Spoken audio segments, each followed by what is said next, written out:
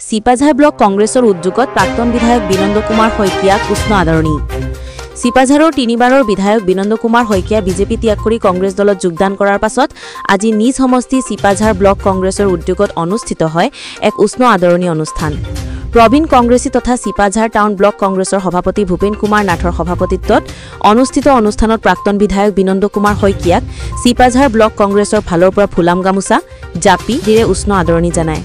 প্ৰাক্তন বিধায়ক বিনন্দ কুমাৰ শইকীয়াই উপস্থিত কংগ্ৰেছ কৰ্মী সমৰ্থক শুভাকাংক্ষীসকলৰ আগত দিয়া নিজৰ বক্তব্যত তেওঁ কংগ্ৰেছত পুনৰ যোগদান কৰি অতিকৈ সুখী বুলি উল্লেখ কৰি ভাৰতীয় জনতা পাৰ্টিৰ চৰকাৰখনক সুৰঠাৰে সমালোচনা কৰি কয়, চৰকাৰখনে মানুহক যি ধৰণে আভুৱা ভাৰিছে তাক আজি সকলোৱে বুজি উঠিছে আৰু যাৰ বাবে মানুহৰ ক্ষোভৰ বহি প্ৰকাশ হ'ব।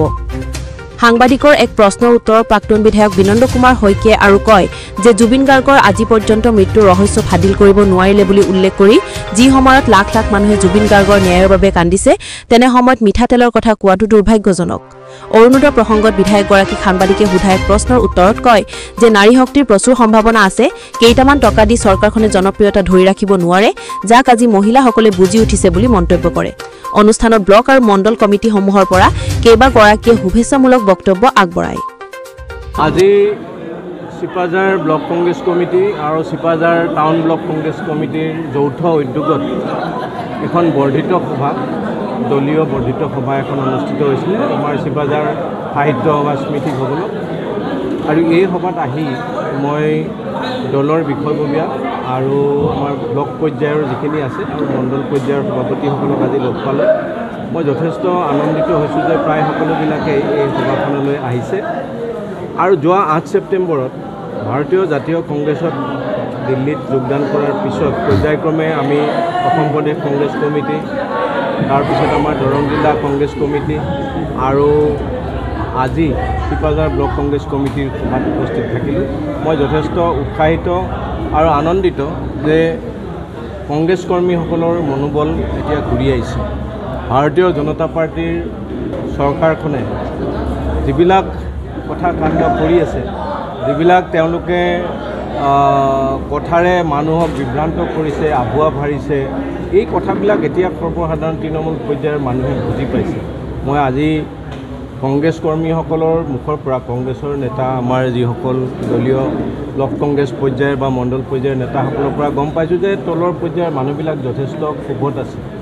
এই চৰকাৰখনৰ প্ৰতি মানুহৰ ক্ষোভৰ উদ্গীৰণ খুব সোনকালে হ'ব, কাৰণ তেওঁলোকে যিবিলাক কথা এতিয়া কৈছে আৰু বিশেষকৈ আমাৰ প্ৰাণৰ শিল্পী জুবিন গাৰ্গ যিগৰাকী কথা মনলৈ আনিলেই অনবৰত মনটো বিষাদে আৱৰি ধৰে, যিগৰাকীৰ কথা আমি বহুত বেদনা লৈ আজি পাতিবলগীয়া হৈছে, সেইগৰাকী জুবিন গাৰ্গৰ মৃত্যুৰ ৰহস্য আজি পৰ্যন্ত এই চৰকাৰখনে একো উলিয়াব নোৱাৰিলে। অৰুণোদয় দি মহিলাৰ শক্তি বিনাশ কৰিব নোৱাৰে। অৰুণোদয় দি পেলাই অসমৰ মহিলা সবলীকৰণৰ ঠাইত তেওঁলোকে মহিলাসকলক দুৰ্বল কৰিলে।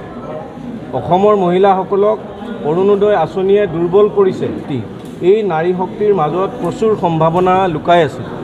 এই নাৰী শক্তিৰ মাজত অসমৰ অৰ্থনীতি, অসমৰ সমাজ জীৱন টনকিয়াল কৰিবৰ কাৰণে প্ৰচুৰ সম্ভাৱনা আছিল। মাত্ৰ কেইটামান টকা দি এই শক্তিক অৱদমন কৰি ৰখা হৈছে, দমন কৰি ৰখা হৈছে। এই শক্তিক দমন কৰি, নাৰী শক্তিক দমন কৰি কেইটামান টকাৰ বিনিময়ত এই জনপ্ৰিয়তা এই চৰকাৰে আৰু ধৰি ৰাখিব নোৱাৰে। এতিয়া চাওক, যিটো সময়ত মানুহে জুবিন গাৰ্গৰ ন্যায় বিচাৰিছে, যিটো সময়ত মানুহে নুপুৰ বৰাৰ দুৰ্নীতি আৰু বেছি ফাদিল হোৱা বিচাৰিছে, যিটো সময়ত 2 লাখকৈ বছৰত নিবনুৱাক চাকৰি দিম বুলি কোৱা কথাৰ ওপৰত ভিত্তি কৰি অসমৰ নিবনুৱাই মুখ মেলি ৰৈ আছে কিবা পাম বুলি, লক্ষ লক্ষ নিবনুৱাই, যিটো সময়ত যোশিতা দাসৰ মানে কি কাৰণত আত্মহত্যা কৰিবলগীয়া হ'ল এই কথা মানুহে বিচাৰি আছে, ইয়াৰ ৰহস্য ফাদিল হওক। যিটো সময়ত জুবিন গাৰ্গৰ ন্যায়ৰ কাৰণে লাখ লাখ লোক ৰাজপথত ওলাইছে, সেইটো সময়ত মুখ্যমন্ত্ৰী ডাঙৰীয়াই মিঠাতেলৰ কথা কৈছে। গতিকে ইয়াতকৈ বিড়ম্বনা আৰু অসমৰ কাৰণে কি হ'ব পাৰে?